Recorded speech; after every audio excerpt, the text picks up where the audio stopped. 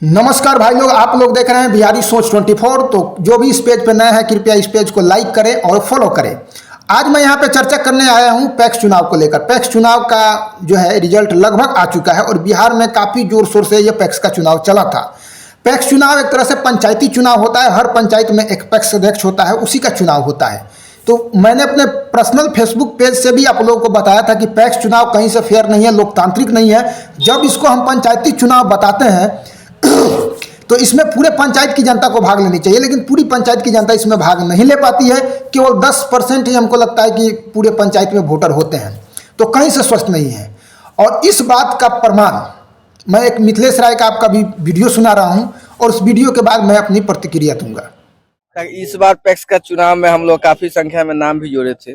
हम वादा पिछले बार किए थे आप ही लोग के माध्यम से कि भाई सब लोगों को वोटर बनाएंगे। 1100 नया वोटर बनाए हैं और उसका मुझे लाभ मिला है।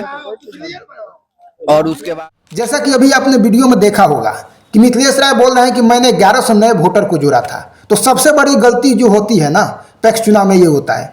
मिथिलेश राय जो पूर्व में विधानसभा चुनाव लड़ चुके हैं तरैया विधानसभा से, और उनकी पत्नी जो है अभी मुखिया भी है शायद छपिया पंचायत से, और उनके भाई अभी पैक्स अध्यक्ष का चुनाव जीते थे। तो जब उनके भाई पैक्स अध्यक्ष का चुनाव जीते थे उसके बाद वो मीडिया वाले से बात कर रहे थे तो उसमें बता रहे थे कि हमने 1100 नए वोटर का नाम वोटर लिस्ट में जोड़ा है।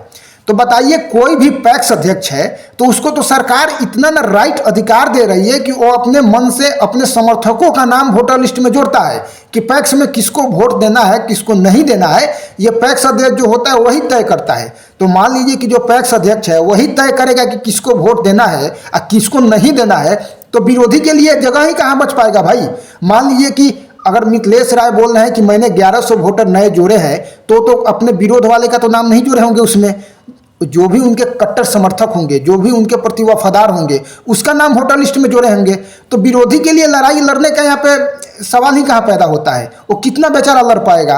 मिथिलेश राय जब पंचायती चुनाव लड़े तो उनकी जो पत्नी जीती थी छपिया पंचायत से, उसमें पूरे पंचायत की जनता भाग ली थी। जो जितने वोटर थे, महिला पुरुष बच्चे जो भी 18+ थे, सारे लोगों ने वोट दिया। उसमें उनकी पत्नी भारी बहुमत से भी चुनाव जीती थी, 500-600 वोट का मार्जिन था। लेकिन पैक्स चुनाव, मैं केवल छपिया पंचायत की नहीं बात कर रहा हूँ, पूरे पंचायत जितने भी हैं, तरैया प्रखंड में जितने पंचायत है या बिहार में जितने जगह पैक्स का चुनाव हुआ अध्यक्ष पद का, वो कहीं से चुनाव जायज नहीं है, कहीं से लोकतांत्रिक नहीं है।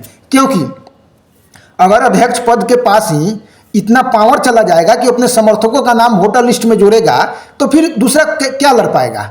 अगर दूसरे किसी को उसके अगेंस्ट में लड़ना हो तो लड़ ही नहीं पाएगा, क्योंकि उसने तो अपने ही समर्थकों का एक झुंड बना के रखा हुआ है और उसी में से उसको वोट कराना है। तो फिर विपक्षी के लिए कोई मायने ही नहीं रह जाता चुनाव लड़ना। चुनाव एक फॉर्मेलिटी हो जाती है। या चुनाव में कोई जाता है तो फिर मार्जिन भी होता है, किसी को मिलता है 80% वोट, किसी को मिलता है 20% वोट। और कहीं कहीं तो मैं देख रहा हूँ कि कोई हिम्मत ही नहीं कर पा रहा है, कोई हिम्मत ही नहीं जुटा पा रहा है कि पैक्स अध्यक्ष पद का चुनाव लड़ूं मैं। तो ये चुनाव कहीं से लोकतांत्रिक नहीं है, कहीं से ये पंचायती चुनाव नहीं है। ये लोकतांत्रिक चुनाव और पंचायती चुनाव मैं इसको तभी मानूंगा जब इसमें पूरे पंचायत की जनता भाग ले, तब ये पंचायती चुनाव होगा। नहीं तो ये राजशाही चुनाव है। एक तरह से जैसे राजा महाराजा किसी को मनोनीत कर देते थे ना, उसी तरह है जो पैक्स अध्यक्ष है अपने से वोटर का नाम मनोनीत कर रहा है और चुनाव लड़ रहा है, जीत रहा है। तो ये पंचायती चुनाव कहीं से नहीं है और इसमें पंचायत की जनता की कोई भागीदारी नहीं है। तो सरकार इस पे सोचे कि इसको आगे कैसे पूरे पंचायत की जनता को इसमें इन्वॉल्व किया जाए।